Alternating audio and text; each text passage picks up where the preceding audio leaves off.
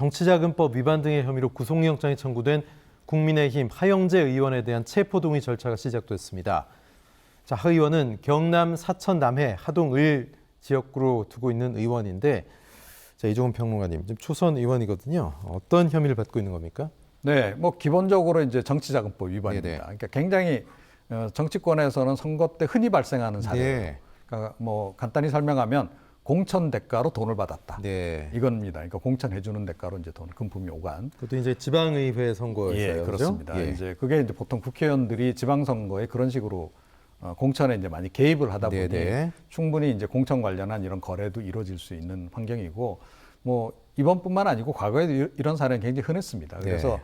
뭐 완전히 이제 뭐 새로운 사건이다 이렇게 보기는 어려운데, 다만 이제 우려되는 지점은 시대가 얼마나 바뀌었는데 여전히 이런 식의 공천 장사를 하느냐. 그러네요. 예, 이제 이런 이제 얘기를 우리가 할 수 있을 것 같고, 어찌됐건 이제 뭐 혐의 내용으로 보건되는 뭐 유죄 판결이 날 가능성이 굉장히 높아요. 그래서 예. 체포동의안 사실 따지고 보면 당연히 이제 국회에서 처리를 하는 게 맞는데, 국민의힘도 지금 제가 보건대는 굉장히 고민에 지금 빠져 있는 것 같고, 지금 민주당도 마찬가지인 것 같아요. 네. 그러니까 국민의힘은 최근에 이재명 대표 체포동의안 관련해서 뭐라고 얘기했습니까? 떳떳하게 가서 영장실질심사 받으면 되지. 네. 그러니까 굳이 뭐 이렇게 국회에서 체포동의안 이렇게 처리 여부를 결정해야 되느냐. 그렇게 얘기를 했단 말이에요. 그 관점에서 보자면 자당 의원한테 가서 그냥 영장실질심사 받아라 라고 이제 이야기를 해야 되는데, 또 이제 팔이 안으로 굽는, 그렇죠. 예, 그런 또 이제 그 논리의 관점에서 보자면 또 이것도 예.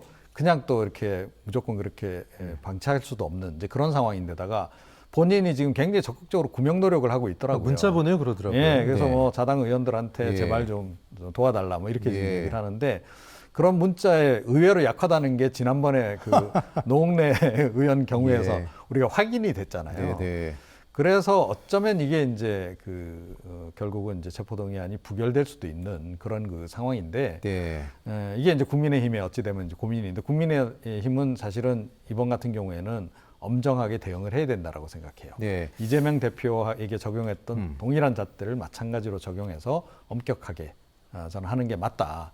오히려 좀 영장실질심사에 네. 응하도록 당 차원에서 좀 이렇게 조율을 진행시키는 게 맞지 않을까.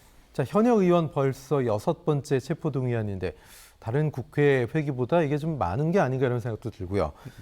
자, 글쎄요. 최 교수님 어떻게 보십니까? 지금 전형적인 이런 범죄 혐의인데 네.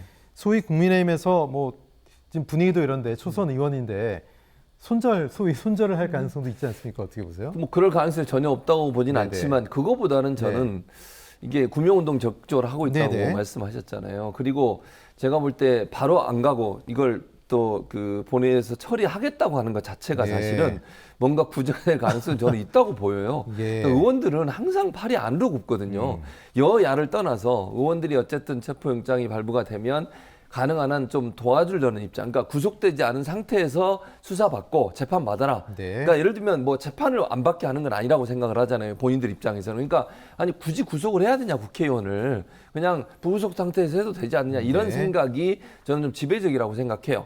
그러니까 제 식구 감싸기인 거죠 결국은. 그래서 이번에도 저는 이거 지금 뭐 아까 말씀하신 것처럼 기본적으로 그전에 국민의힘의 입장이라면 이거 받을 생각하지 말고 거부하고 바로 가라 이렇게 얘기하는 게 정상인데 네. 그렇게 얘기하지 않았어요. 지금 뭐 원내대표도 뭐라고 얘기했냐면 그냥 의원들의 개별 판단에 맡기겠다 그랬거든요. 그러면서 한마디 더 붙였거든요. 뭐라 그랬냐면 우리 당론은 체포동의안 이거 없애는 거다. 네. 근데 만약에 한두 표라도 반란표 나와보세요. 그럼 예. 어떻게 되겠습니까 분위기가.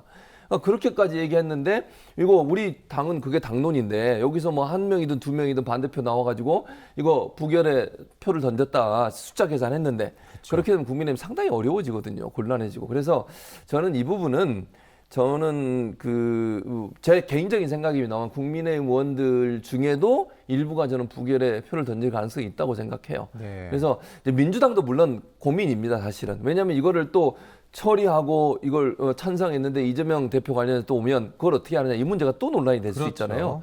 그래서 이게 사실은 검찰이 저희 그냥 표현하면 꽃놀이 팬 거예요. 그냥 던져놓고 국회에서 어떻게 하든 양쪽 다 욕을 먹게 만드는 그런 구조가 돼버렸단 말이죠. 네네. 그래서 민주당도 아마 고민이 될 텐데 이건 제가 볼 때 민주당도 국회의원 개인의 판단에 맡길 거라고 생각합니다. 네. 그렇게 됐을 때 어떤 경우가 나오느냐가 국민들 보기에는 상당히 볼썽사나운 모습이 나오지 않을까 하는 개인적인 생각입니다. 예.